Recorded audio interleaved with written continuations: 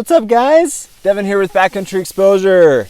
I'm so excited to finally share my review of the Black Diamond HiLight tent. Now, I've been using this thing all summer and I've had it out on a lot of different types of trips. I've taken it on a kayaking trip where it rained like crazy and I was able to get really good idea of how well this thing ventilates and just the overall like condensation type scenario with this tent.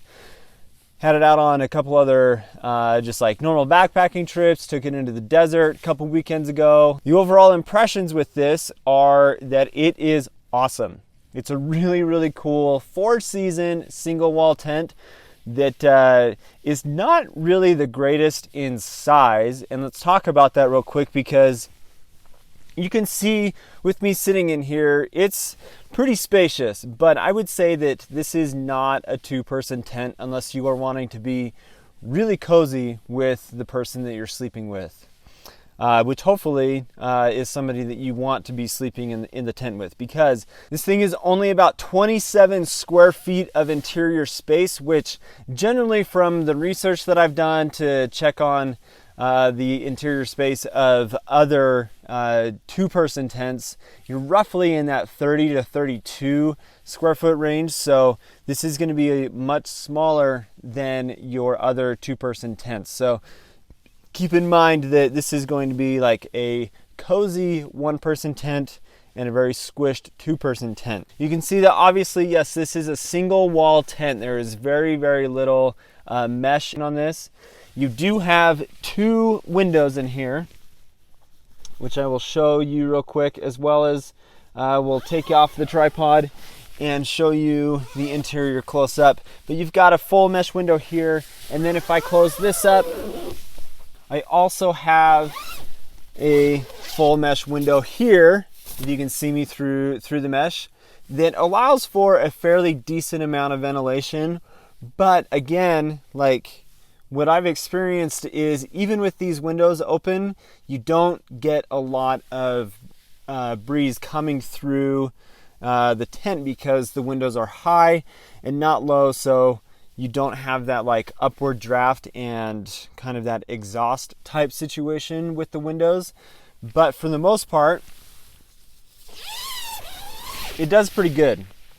One of the things that I love about this tent is the fact that there is this huge opening. So it makes it really nice to be comfortable in the tent and just have your cooking stuff right here and to be able to work while still being in your tent. I can protect myself from rain and such if I want, but I have noticed that if it is raining, with the way that the walls are pitched, even though this is a 3-pole design and it's meant to have more vertical walls, which this top pole right here does give you that option to be able to have more vertical wall space, you still are going to get rain coming in at you this direction. So keep that in mind if you are considering this. There is a vestibule that is an optional purchase for this, but for the most part, guys, this thing is just really functional, really versatile, and my experience with it so far has been really positive.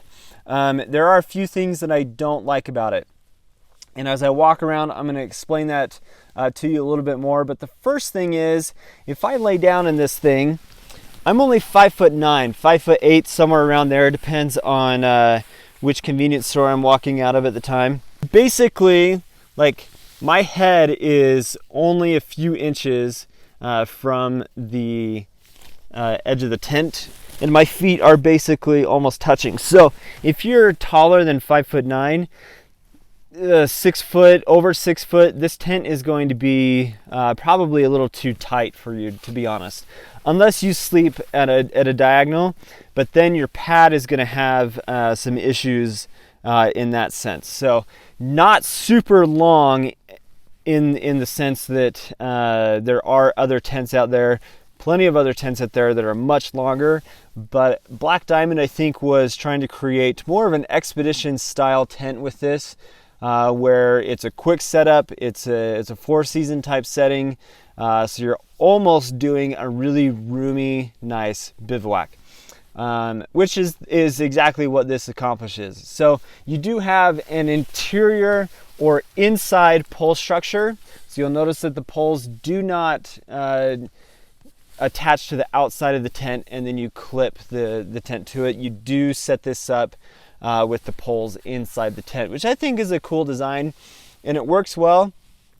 And it makes it so that you can set up the tent in the rain and keep your stuff dry in that sense. So it's a great thing about a 4-season tent like this. The floor is made from a nice like ripstop nylon that has like a 2000 water rating on it. And then this material on the outside is called the Nano Shield material from Black Diamond. They say it's a proprietary material.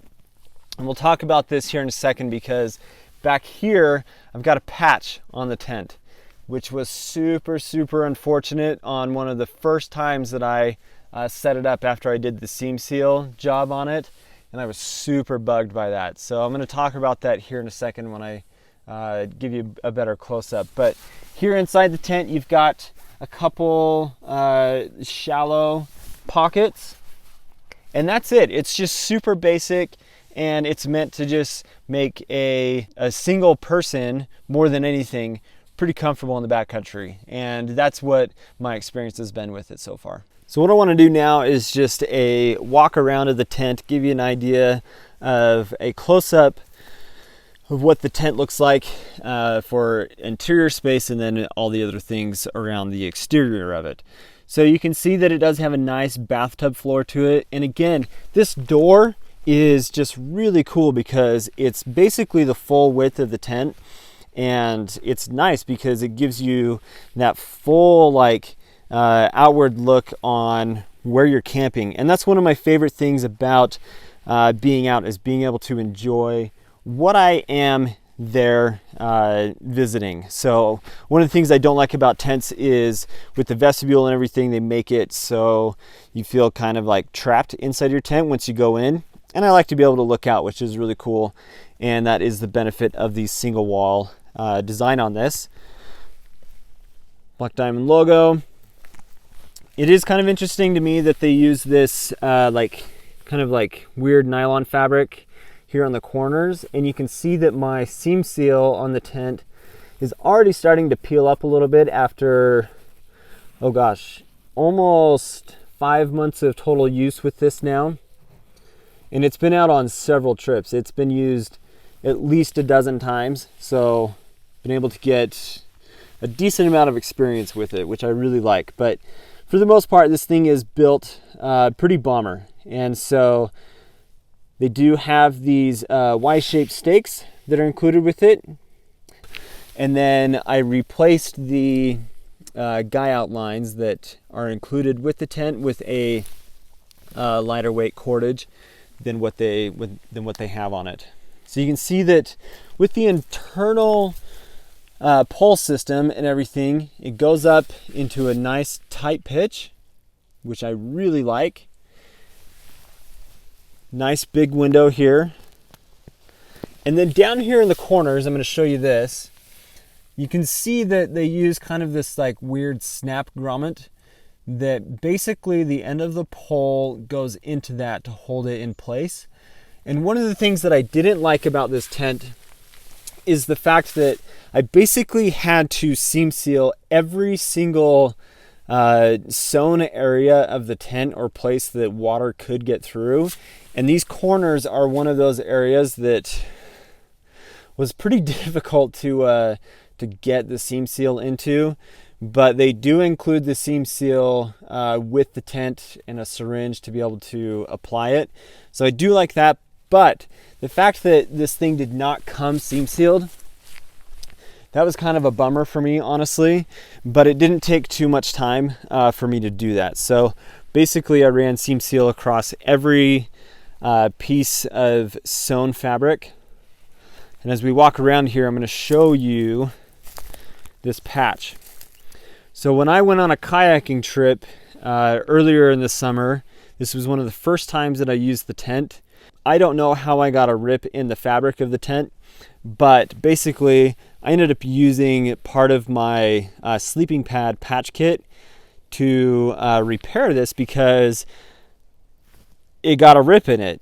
And I would imagine that right here is where the edge of the pole is, where it slides together. I think it might have got pinched a little bit, which is just one of those things that you have to pay attention to.